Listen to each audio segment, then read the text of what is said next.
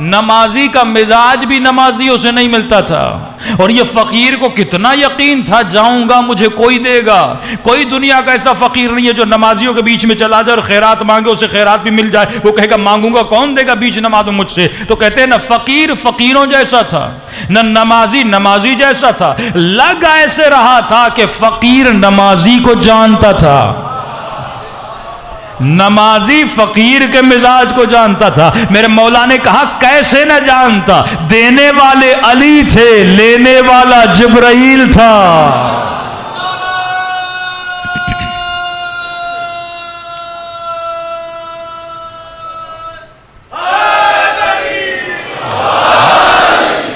अल्लाह ने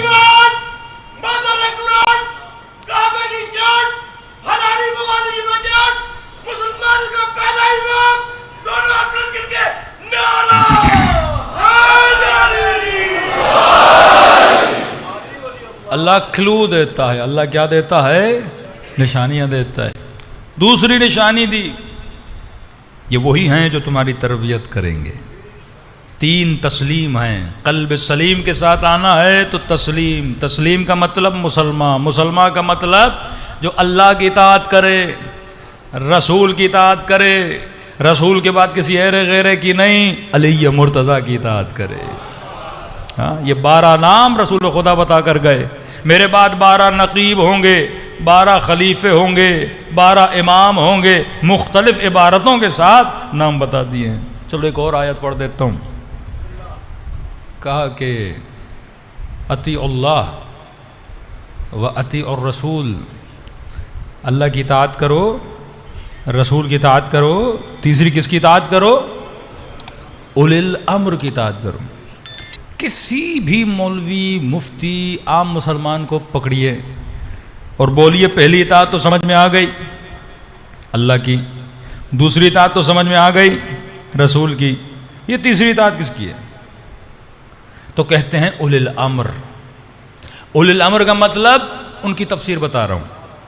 का उलिल अम्र का मतलब यह है जो तेरा हाकिम है।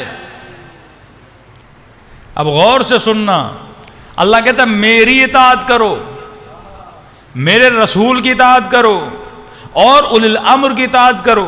ये तसलसल ये बताता है, मैं वली, रसूल वली, रुकू में देने वाला वली, मेरी इताअत करो, रसूल की इताअत करो, उलिल अम्र की इताअत करो। मतलब जैसी इताअत अल्लाह की वैसी इताअत रसूल की, और जैसी इताअत रसूल की वैसी इताअत उलिल अम्र की। और उलिल अम्र की तफसीर क्या कर दी इन्होंने? उलिल अम्र का मतलब यह है जो वक्त का हाकिम हो।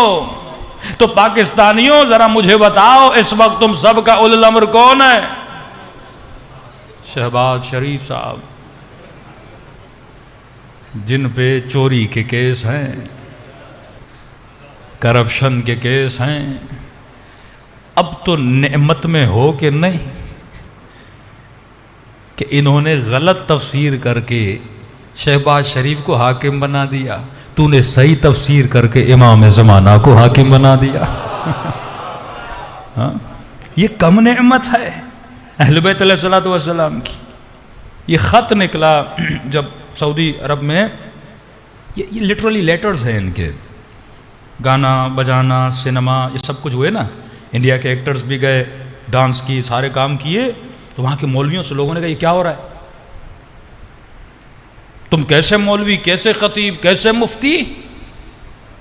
बिलाद खुदा में, जिस ज़मीन में काबा, जिस ज़मीन पे नबी पर वही नाजिल हुई, जिस अर्ज पे ज़मीन पे रिसालत माँ पैदा हुए, उस ज़मीन पे हिंदू आके डांस कर रहे हैं, उस ज़मीन पे शराब पी जा रही है।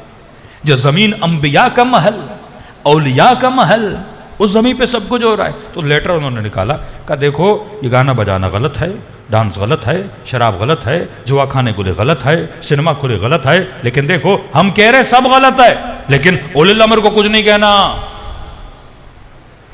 क्योंकि वो हमारे उलिल अम्र हैं। लिटरली अगर वो इताअत करते बिन सलमान की, उसे क्या समझते हैं? उलिल अम्र। मतलब वो जो चाहे करे, हम कुछ भी नहीं कर सकते। इसी फिक्र को मिटाने के लिए हुसैन करबला में आए कि अगर तू दामन अहले बैत को छोड़ेगा तेरा उलुल अम्र यजीद बनेगा, अगर तू दामन अहले बैत को पकड़ेगा खुदा तुझे अली और हसन और हुसैन जैसे उलुल अम्र अता करेगा। हमने खुद अपने पांवों पे कुल्हाड़ी मारी है। जिंदाबाद।